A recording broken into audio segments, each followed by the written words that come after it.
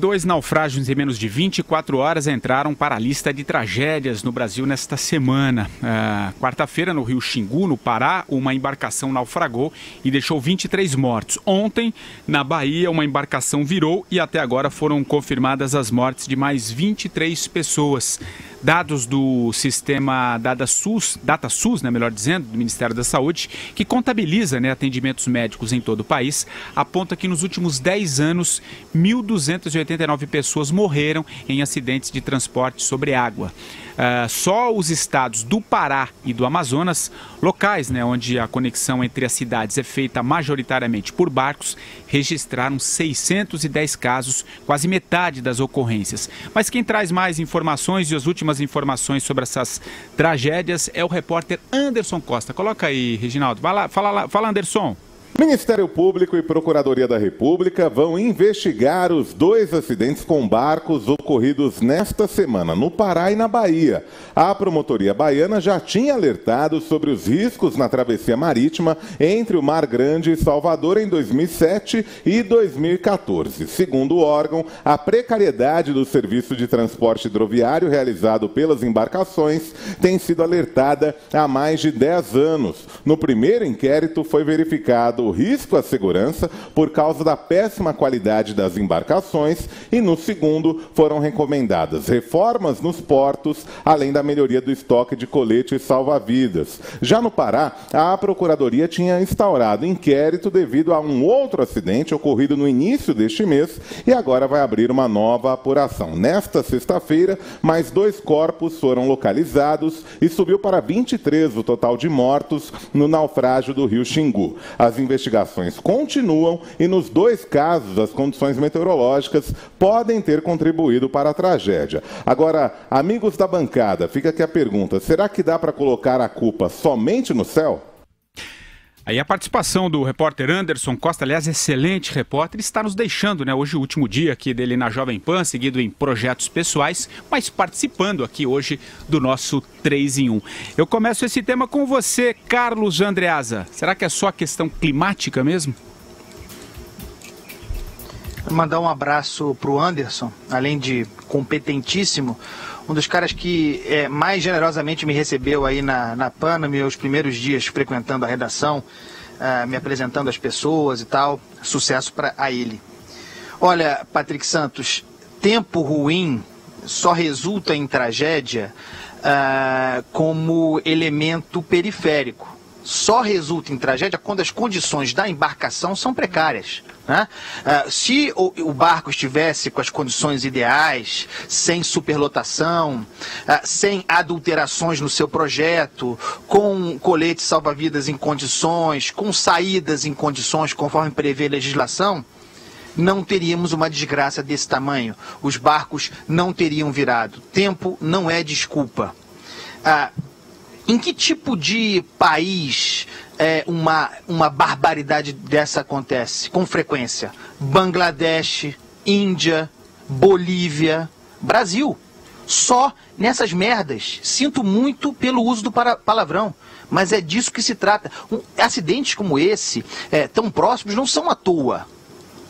Não são à toa. Eles são exemplares da falência da sociedade brasileira. Eles conjugam a incompetência do Estado, porque tem um monte de agência reguladora federal, estadual, municipal, agência reguladora para fiscalizar o barquinho que navega no Xingu. Vai lá e existe.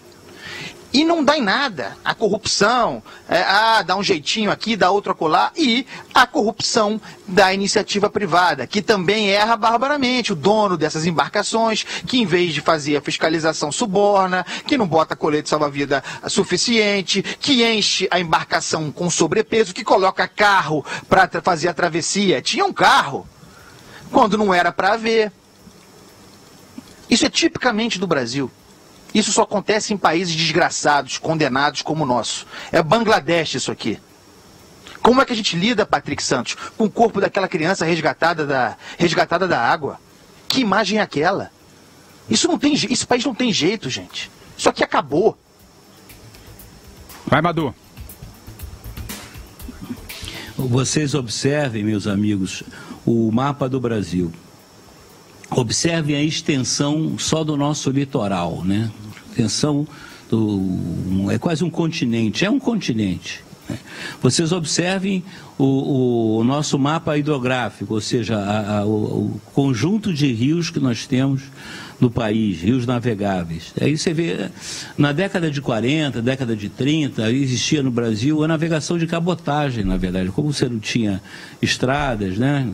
Você ainda tinha uma rede ferroviária razoável, mas é aquela velha história, peguei o ITA no norte, né? Você tinha o Lloyd brasileiro, outras companhias de navegação de cabotagem, que faziam transporte de passageiros e mercadorias. Enfim, isso foi tudo sucateado, isso acabou. Um caminho natural, né, de transporte do Brasil seria os nossos rios, o nosso litoral, os portos e tal, isso foi tudo abandonado. E você vê que as próprias embarcações, não só o estado é precário, a engenharia é precária, né? Chega a ser típico, né? Muito estrangeiro vem aqui para pegar um barco desses lá no norte para fazer uma viagem de 2, 3 dias, né, pelo Rio Amazonas, dormindo em rede.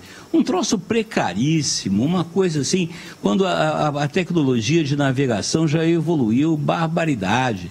Você já tem hoje, como o Andreasa mesmo falou, nenhum mar afunda barco.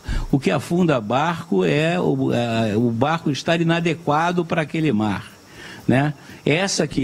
Foi isso que aconteceu na Bahia, isso que aconteceu lá no Rio Amazonas, né, em imperícia, é irresponsabilidade, e é atraso, porque é só burocracia, você cria um montão de órgãos fiscalizadores, e agora vem também com essa farsa, com esse papo furado, vamos fazer, né, vamos investigar profundamente. Investigar para quê? Investigar o quê? Não há o que investigar.